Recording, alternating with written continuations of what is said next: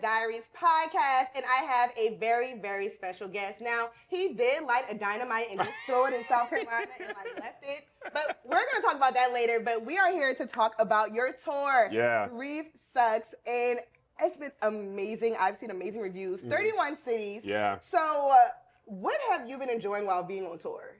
You know, I've been enjoying that people have, like, it's a really specific thing. People who are like, hey, my life kind of stopped. I haven't known what to do since my mom, my brother, my person died. And after seeing your show, I've been like encouraged to try again. Right. I've been stuck, and it's only been 2 shows so far. Right. But that's the thing that I've heard a couple of times from people in their threads. Like, I was nervous to go, but I laughed more than I thought I would.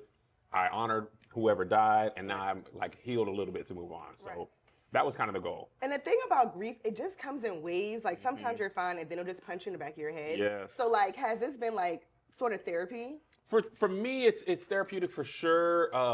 To talk about it, to face it, to hear what other people use. You know, like just today I was on Threads and somebody said, I think it was the librarian Michael something. I can't think of his last name, but he said, missing somebody is remembering them. And I thought, you know, you miss them. It's always like, I always connected that to bad. Right. But And you know, sadness. But you can just miss something that you loved as well, and it doesn't have to be negative. You know, so it's just picking up all these other things that have helped me on my own grief journey. And the thing about grief, it just granted, it's not as traumatic as you losing your brother, but my dog, so I had a dog. My dog got hit by a car early this year, and when I tell you I was going through it, I even got a tattoo of him. Like, I loved that dog. Well, that's the thing. Like, I can't minimize what's important to you. Right. I don't know the relationship between you and your dog. Right. People, their grandma, some people like, my grandma died, they were 92. They're like, well, she lived a long life. Right. That don't matter to the person who lost them. Right. Your dog could be your everything. It could be That your was my world. son. Yes, it could be that to you. So I've learned in this process not to minimize anybody's relationship. Right. If it's important to them, people are grieving people who are alive. Yeah. With just relationships that they don't have anymore or what they thought they could be.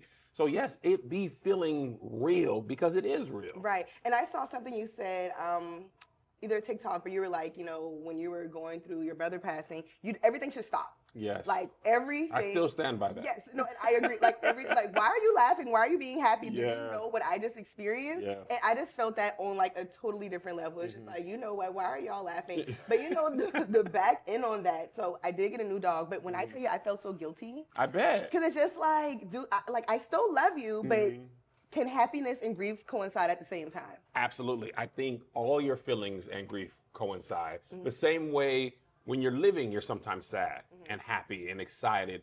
When you're grieving, you can feel all those same emotions. Grief is not the antithesis of happiness. Right. It exists within happiness and sadness.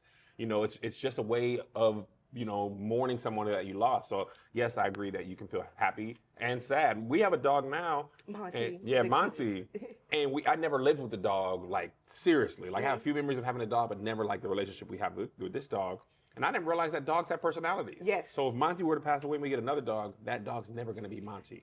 You know, Exactly. Monty don't let you put no clothes on him. Right. So if my next dog let me put clothes on him, I'd be like, Monty would never. Listen, and that's how I feel. Like, my old dog loved clothes. We had a closet full of clothes. Yeah. My new one, he's like, naked I came, naked I shall. Exactly. So I'm like, you know what? I got it. This is who you are. Yeah. All right. So first of all, congratulations on your partnership with Tubi. Thank That you. is huge. I was Thank you. actually watching your show last night. So from Churchy on BET Plus to your partnership with Tubi and your latest series, Safe Space and Airport, I feel like your shows are like the epitome what Issa Rae was saying when you're like networking across. Yeah. Because I see so many familiar faces on your show. So what's it like to just be able to give people opportunity? I mean, I honestly think that's my purpose in life. And I developed it along the way. It was one of the things I loved the most about working at All Def. It wasn't my money, but with the company's money, I was able to give people opportunities to act, to be in front of the camera, behind the camera, produce, all those type of things, use their skills. A lot of them went on to do great things. During the pandemic, we platformed over 100 comedians and made many specials for them I think we did Keep It Distance for about 3 years. Wow. And I just wanted to continue the same thing with actors and actresses, and even you know, like doing your podcast, it's like, you know, Issa Rae once said networking across, and it's like, my mom, when I moved to LA, she was like, you got to call Tyler Perry. Get Tyler Perry. He's gonna get you. Have to. But everybody, Black's parents is like, call Tyler Oprah. Yes. Like, there's just a number you can call them. But it's not like that. Right. What is important is that we work together. So as your platform rises, I come on your podcast, you introduce me to your audience, I can lend some of my audience to you, you lend some of your audience to me. It's like a mutually beneficial relationship. So I think that's how we all rise together. And it's so much easier to network with people who you have similar things to offer. Right. People above feel like, oh, you just want something out of me. They're less likely to. And they're also networking with their counterparts. Right. And I think it's been more advantageous for me. And I want to, put people on. Absolutely. And people are putting me on. Like, I want to be clear. It's not just me benefiting and them benefiting from me. Right. I benefit from this as well when they lend me their audiences, and together we kind of make great stuff. Listen, when I saw, I was just like, wait, not only did you respond to my comment, you reposted my video. I was like, Mom, 2 million people are looking at me. This is huge. So post the content. Post the content, y'all. Post the content. Right? It does not matter. Post the content. Yes. So looking at your shows, is this like scripted or is it improv? Because I feel like the Tubi shows. Yes. How are you able to keep a straight face? So it's a little bit of both. Okay. So Safe Space specifically, and Safe Space. We'll talk about that because that's out. Rich, who runs TV and film for me and Melissa, him and I like create all the scenarios, the characters, and we like beat down what the session's going to be like. Right. And then we collaborate with the comedians. We'll say, okay, you might be a person from Charleston who thinks people don't say bo. Right. And I might be a person who says they do. Right. Y'all first argument is going to be like, I feel like you don't listen to me because you're invalidating me. Right. And then we improv. So the funniest beats though are the comedians. Yes. And that's why I break character so much in that show. Is because I literally don't know how they're gonna play it. Right. Like they know the scenario, but I don't know exactly how they're gonna play it. So a lot of times it's really the first time that I'm hearing what they're gonna say, and their scene partners hearing what they're gonna say, and they also don't know what I'm gonna say. So we keep a lot of those, just because it's so honest and authentic. But yeah, most of the good stuff that you hear is the comedians improv, comedians and actors and actresses improving. It was hilarious. I can't remember her name, but she was like, we big, I'm big, you big, and we try to sleep in bed. That was Courtney. Yes. Courtney B, yeah. And I saw the clip and I was like, okay, I want to watch this. Yeah, some of the things like that you could never write, So that's the collaboration is happening in real time. Absolutely, and it's really good to watch it. So I feel like a lot of times when comedians transition, being the Instagram comedian to stand up, so do you feel like any pressure? Well, for me, luckily, I don't feel pressure because I started stand-up before social media. And then I used the internet to help drive people to my social media. I think now, if you do it in the reverse, I feel like there is a lot of immense pressure. Yeah. Because people, a lot of times, they're a fan of yours, they might be coming to a comedy show for the first time. So you are like what stand-up means to them. Right. And then there's some animosity, people like, you just coming in stand-up and doing all that from comedians, from audience members as well. So there is a lot of pressure to do well. But if you are doing stand-up, even great comedians can have off nights, off sets, off jokes. So as long as you commit to the process of becoming better, comedy weeds itself out. Yeah. Like if it's not for you, you'll be like, you know what, I'm gonna just go ahead and stop. If you go up there and keep going up there and people ain't laughing, because the thing, your celebrity will only carry you so long. If it ain't funny, you won't laugh. I immediately thought about T.I. Is he still doing comedy? I don't know. Okay. But laughter is involuntary. Right.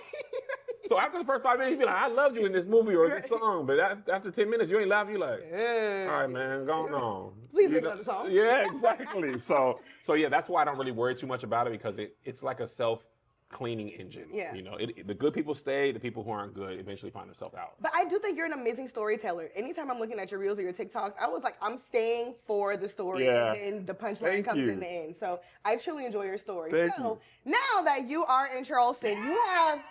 Now that we got all that out the way, you've come to Charleston and you had a stick of dynamite and you just threw it and you like ran, and now we're here. I came. You came. I'm here to face the music. You are right. And this all started. So Charlamagne is a mentor of mine, and he tagged me in a conversation that you and Mona were having. And first of all, when Phelps, the thing, we're not gypsies. Right. I don't know where that came from. We're not gypsies. When I saw the thing, I was like, I don't even remember hearing that. Like, I remember it was this show on TLC, like My Great Gypsy Wedding, and that's immediately what I thought about, and I was like, we're not gypsies.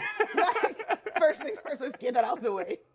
But what have you been able to just from social media, what have you got from Charleston, or what questions do you have about Gullah Geechee culture? So my questions, I'm glad you asked, and I want to learn. Where regionally, what is considered Gullah Geechee? Because most of us learn from Gullah Island. I don't think even if you're not from here, I don't think we even put together that that was the same Gullah Geechee people that I learned about in college. I didn't like connect Gullah Island that I was watching when I was young to like. And a lot of people didn't. Yeah. I was watching Binya Binya Pollywog, and I'm like, oh my God, Binya Binya. I get it now. But like as a kid, you don't think about those things. So if I'm not mistaken, Gullah Island was in Walterboro, right? Yeah, it was filmed in St. Helena Island. Buford. Yes, Buford. So the thing I'll say 3 different cities, by the way. Water. St. Helena. They're all in the sea coast. Oh, okay, Yeah, okay. On the sea coast. So Gullah Geechee. So we start from South Carolina, North Carolina, parts of Georgia, and North Carolina. So all the sea coast. So all along the coast. All along the coast. Okay. So Charleston was the largest slave port. So I don't know how long you're going to be here, but if you go to the I.M. Museum, that is the port where when the slaves first came, that's where they were docked. So Charleston had, we were the hugest slave port. So a lot of descendants from Sierra Leone, Barbados, a lot of them came through here. And of course, they had to mix their cultures up. So that's how we get the Gullah Geechee dialect. Yes. So you can go to some places like Walterboro when the accents are really thick and they say bow. And I just want to, because I was like, let me get to that. So let me just a clear thing. So the thing about, with any accent, how it's broken up in some places, you may have a stronger New York accent somewhere versus New Jersey or whatever the case is. So in Charleston, I think our Geechee is not as thick as you would hear it if you were to go to Buford or Sumter or Walterboro. But it's still the Geechee dialect. So a lot of times people say, oh, you talk really fast. So when I went to college, everyone thought I was Jamaican. Where'd you go? South Carolina, the South Carolina State University. That's CSU. Yeah. Oh, look at you. All right. I can give you some points back. But yeah, so a lot of people thought I was Jamaican, and just because of how fast we talk. And that's, I think people don't have a full range of understanding of the Caribbean. Right. And Jamaican culture is dominant because it was dominant in media. Right. Right. And if you don't have a lot of frame of reference, you're like, oh, Jamaican is the closest thing. Exactly. And I think non-Caribbean people couldn't tell you Jamaican from a Trini accent, from a Barbados or Bahamian accent. Right. They probably would just say Jamaican because we heard of Jamaican people first, I believe. Exactly. And then when you actually hear the Bahamian accent, it's like, wait, y'all sound like you're from the Bahamas. Yeah, and it's different, but only if you've been in contact with like. Exactly. You can hear the difference. Yeah. So the thing about Charleston, so like one thing, sometimes we replace our it's with E's. So like when your wife came in, she was like, it's so hot outside. So if you're from Charleston, boy, hot outside. Really? Yes. So you're going to replace your E's. Boy, hot outside. No, boy, E hot outside. Boy, E hot outside. Yes. So replace your it instead of it, E. Okay, boy, E hot out here. No, boy, E hot out here. Boy, E hot out here. Yes. Oh, no, wow. Out here. Out here. Yes. Out here. Yes. Boy, E hot out here. I feel like I'm speaking in tongues. I feel like I'm about to catch the Holy Ghost. And you were talking real fast. I was like, when did you say the E? You like went into it. Yeah, okay. Boy. E. Hot. Out here. Boy, E hot out here. Boom! You a Gullah Geechee. I'm getting my points back. So you're getting your points word back. by word. So when you come on stage tonight, you can greet us by saying, "What going on, y'all boy?" What going on, y'all boy? Ooh. What going on, y'all boy? You might be from downtown. I'm coming on the stage to that. If they box me up, I'm gonna find you in the audience and be like, "Nah, Chris said I could."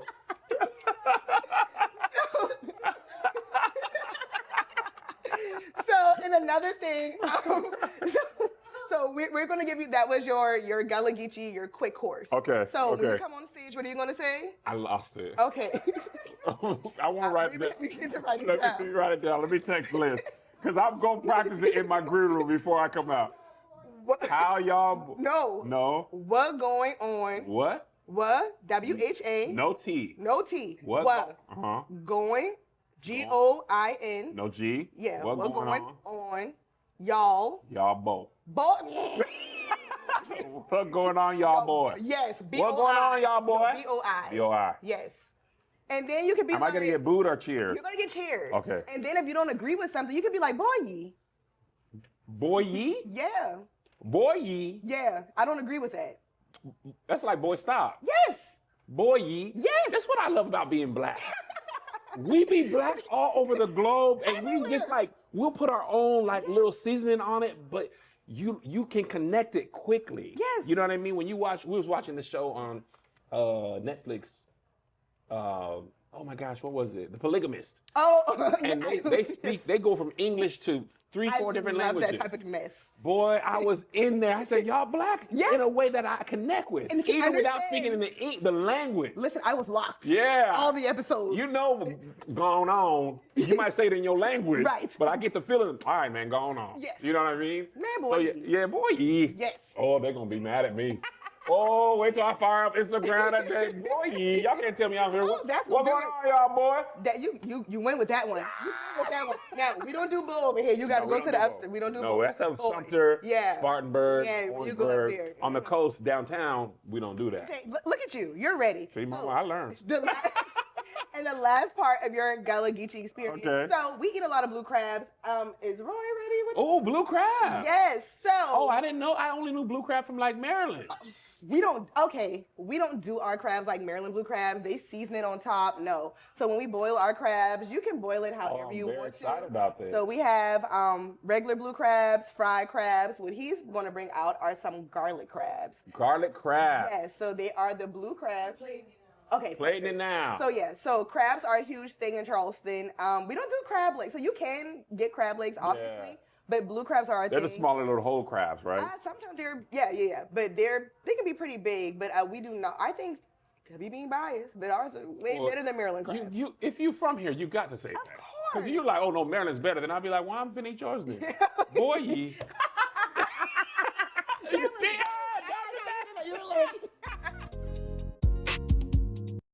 This episode of Princess Diaries is sponsored by the Bill Green Law Firm. If you've been in an accident, make sure you call the Bill Green Law Firm. No win, no cost. That's our promise.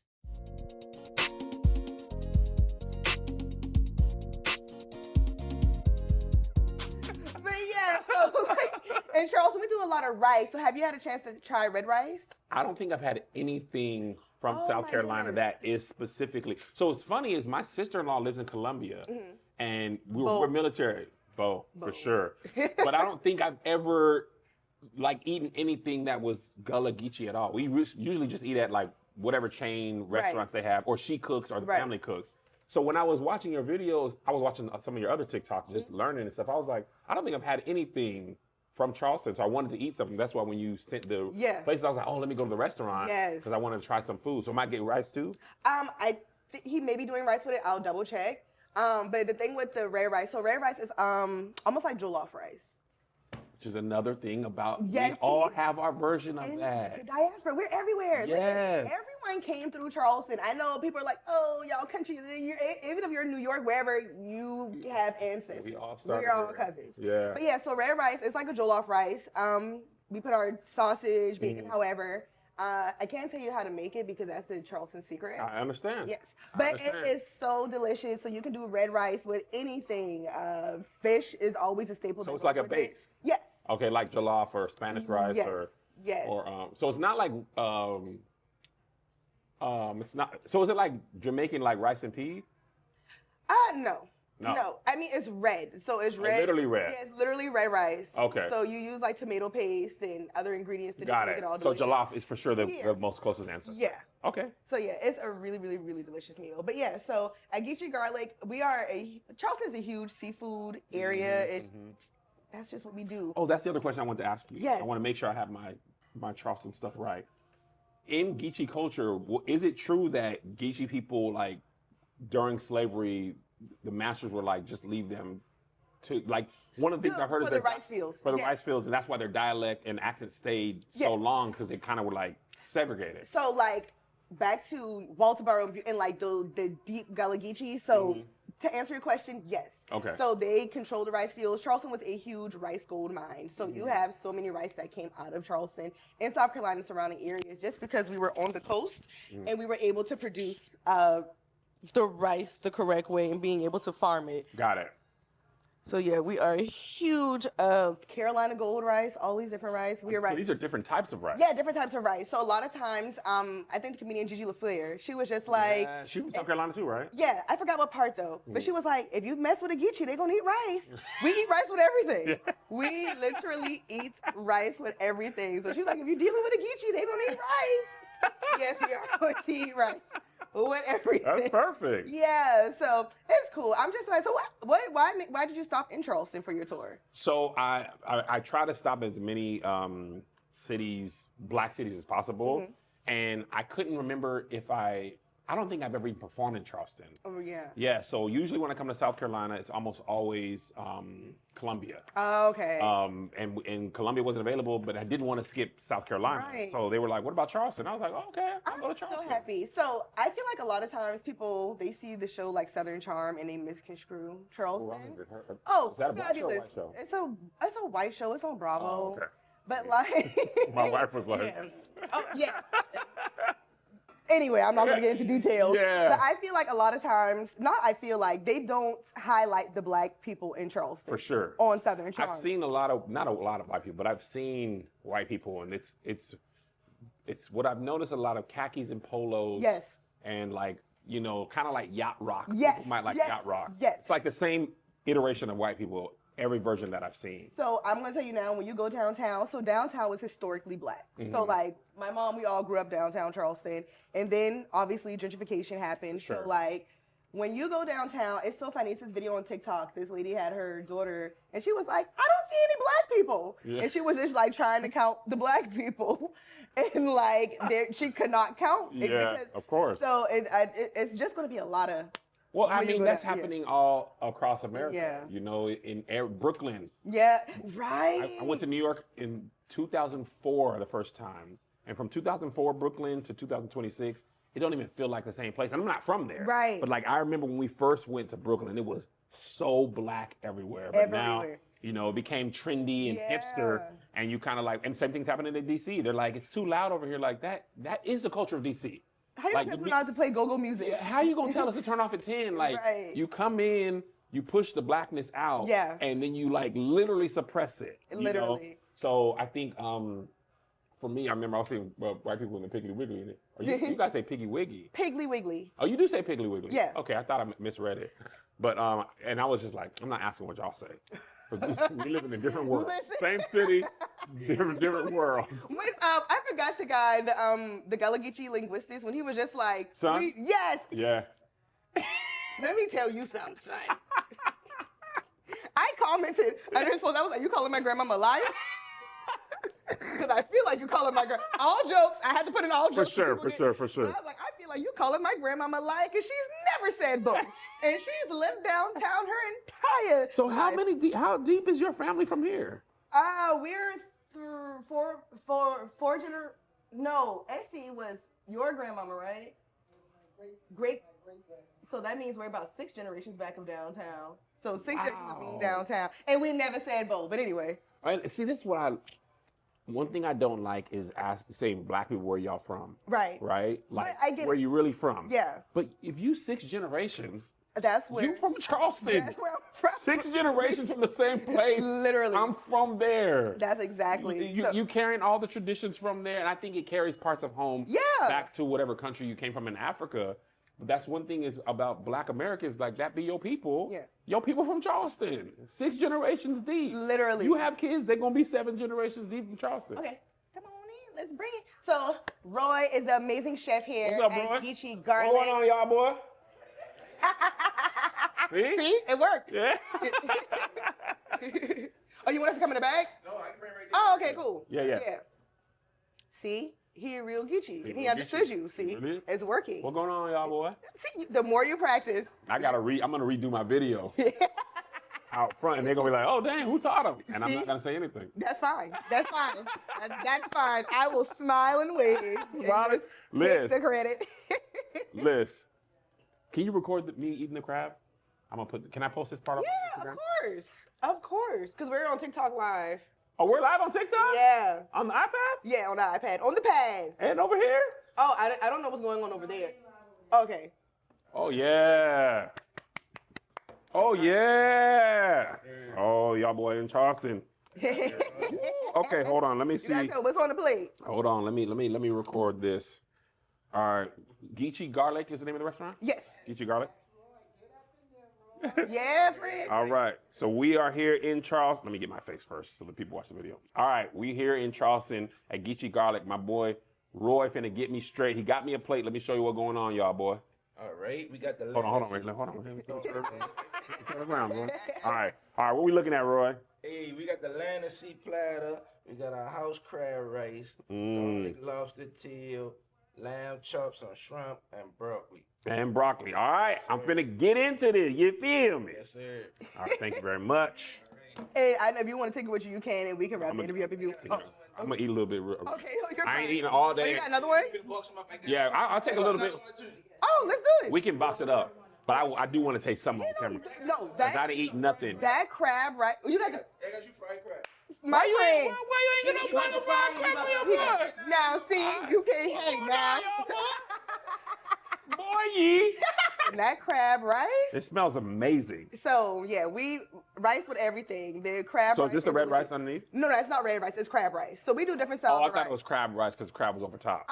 So red rice is just own singular dish, but that's crab rice. Got it. Yeah. Simple as like tomato base. Like yes. Yeah. Yes. Mom, it's red. All right. Crab Yes. rice, not red, crab rice. Crab rice. Yes.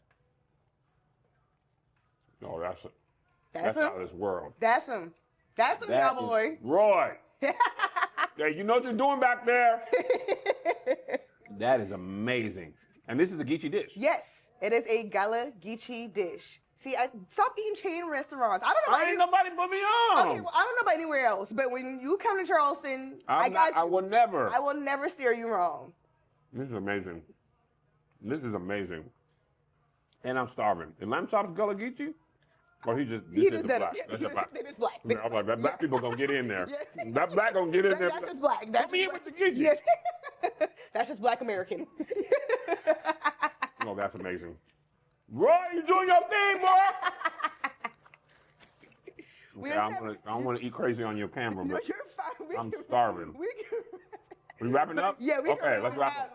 But no, so I appreciate you for taking the time to sit with me, enjoy a Gullah Geechee dish. Of course. And even though you set the dynamite out, you started a great conversation that needed to happen in South Carolina. See and how? I'm happy for that, honestly and truly. I feel like you're bringing everyone together, and we're all cousins at the end of the day. So at the end of the day, we're all cousins. We're all cousins. So thank you so much for taking the time to sit with me. Oh, and I have to tell you, so you probably don't remember, at the Black Effect podcast, I interviewed you. My mic was not working, so I could never post the interview. Really? And yes. So when I saw you were coming to Charleston, I was like, I have to get this interview. So I just believe in divine timing and things just happening the way it was supposed to. So I'm super grateful for you. Thank you. I'm glad to be here. You were amazing. I learned so much from following you. Awesome.